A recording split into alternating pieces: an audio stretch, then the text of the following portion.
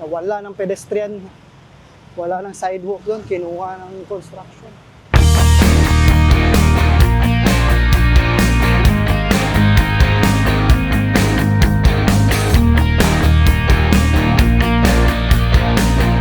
Magandang hapon, tayo ngayon ay nasa Mandaluyong, Lunes ng alas 4:30 ng hapon.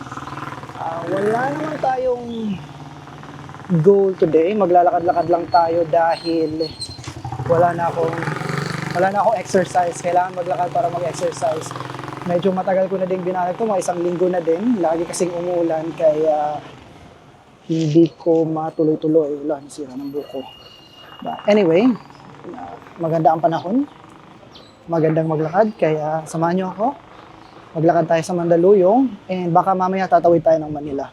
Tingnan na natin kung saan naabot. Plano ko mga 1-2 oras lang. So, let's see.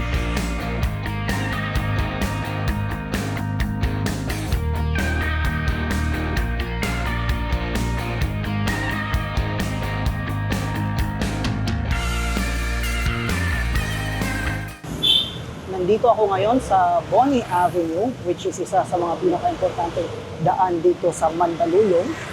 Susundan niyo yung daan na yan. Aabot kayo sa EDSA, which is ang dulo ng Boni sa other side. And ang dulo naman ng Boni on this side is itong nasa likod ko, ang San Felipe Neri Church.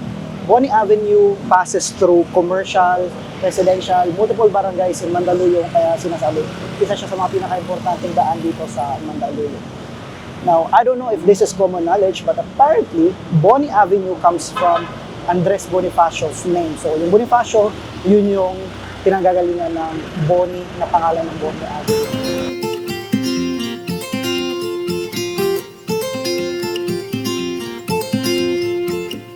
Sa likod ko ay ang Felipe Neri Church. Itinayo ito noong 1863. Ito ang pinakamatandang simbahan dito sa Mandaluyong and marami na itong nakitang historical events, hindi lang ng Mandaluyong but of course ng buong Pilipinas. During the Spanish Revolution, dito nagtago ang mga Katipunero and during the Philippine-American War, ito ay naging sanctuary ng mga taong gustong umiwas sa gulo ng panahong iyon.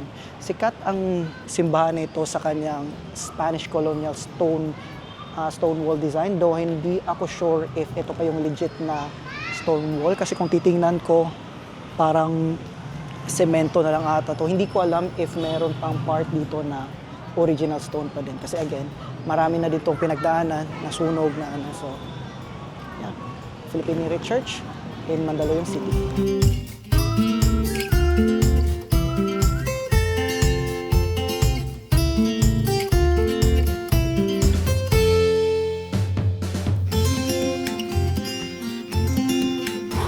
Dito tayo ngayon sa Poblacion Mandaluyong, isa sa mga commercial centers ng lungsod ng Mandaluyong. At sa likod ko, yan ay ang Mandaluyong Elementary School.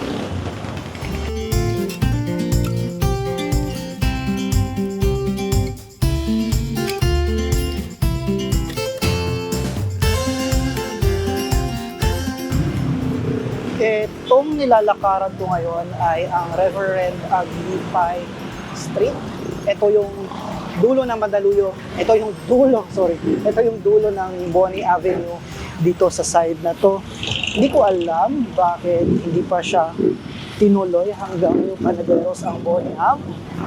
But yeah, I think this is about 500 meters from Philippine Neri Church.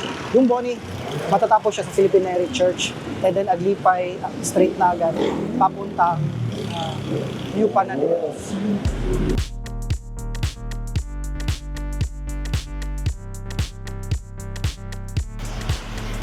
Malapit na tayo sa New Panaderos, which is ang dulo ng Reverend Aglipay.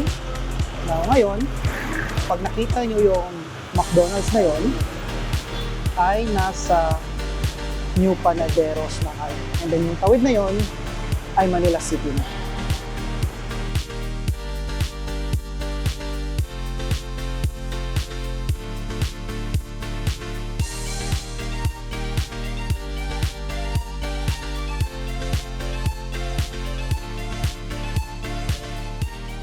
itong nilalakaran ko exactly is hindi pa.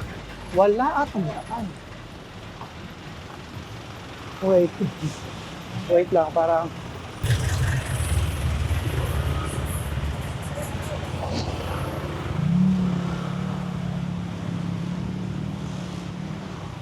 nawala ng pedestrian, wala ng sidewalk doon, kinuha ng construction.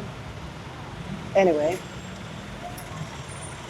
panaderos is bakers or gumagawa ng tinapay.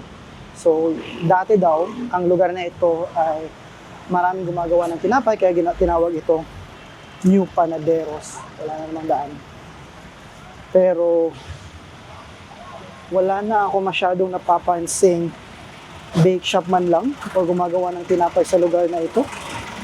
I don't know if meron sa dulo, mahaba kasi ito, pero so far wala pa ako nakikita bake shop o gawaan ng tinapay.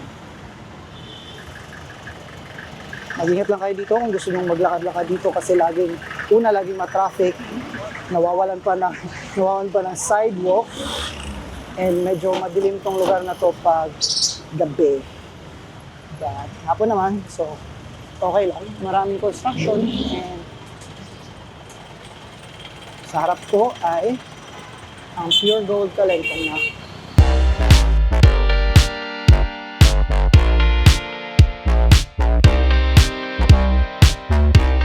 Nagkamali ako ng daan. Dapat pala ay tumawid na ako doon sa McDonald's kanina para patawid na ng Santa Mesa. Ang ginawa ko ay naglakad pa ako dito sa New Panaderos and umabot ako sa Lambingan Bridge, which is papunta din naman ng Manila yun, pero hindi yun yung Manila ang pupuntahan natin. Next time, doon tayo dadaan. But for now, punta muna tayo ng Santa Mesa.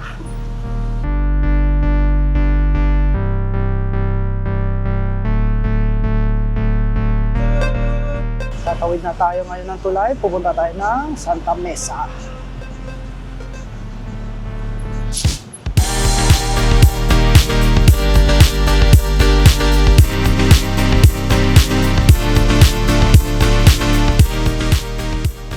Tayo ngayon ay tumatawid sa Bacood Mandaluyong Bridge. Itong tulay na to ay nagkokonekta ng Mandaluyong City sa likaran ko and then Manila sa harap. And nandito tayo ngayon sa baba ng Metro Manila Skyway.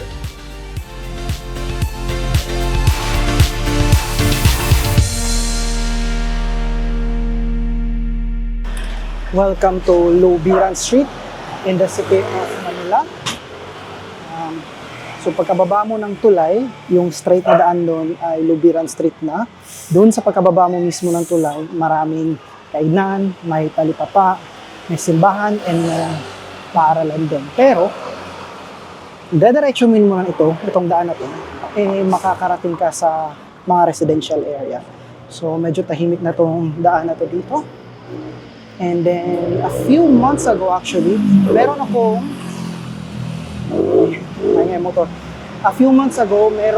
walking vlog dito sa Lubiran Street. So, kung gusto nyong makita yon na pure street view lang, hindi ako nagsasalita, hindi nakita mukha ko, ililink ko na lang yung video either dito or dito.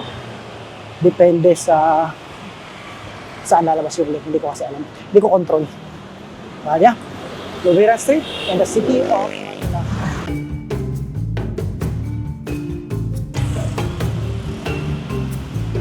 Napansin ko na to last time pero may Buddhist school pala dito.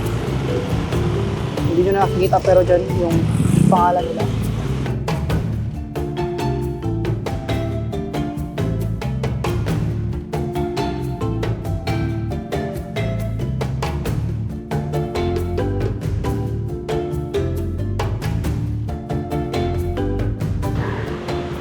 Bala ko sanang tumambay dun sa parking.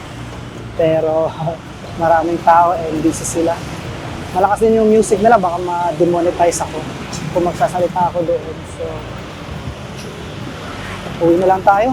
Ano na din? Almost 6 p.m. na din. And malayo-layo pa yung lalakarin natin. Naka 2 oras din ako ng paglalakad. 7,000 plus steps. Magandang exercise na to. Try ko next time. Ibang ruta naman. Okay. Thank you for joining me. Until next time. Daming motor.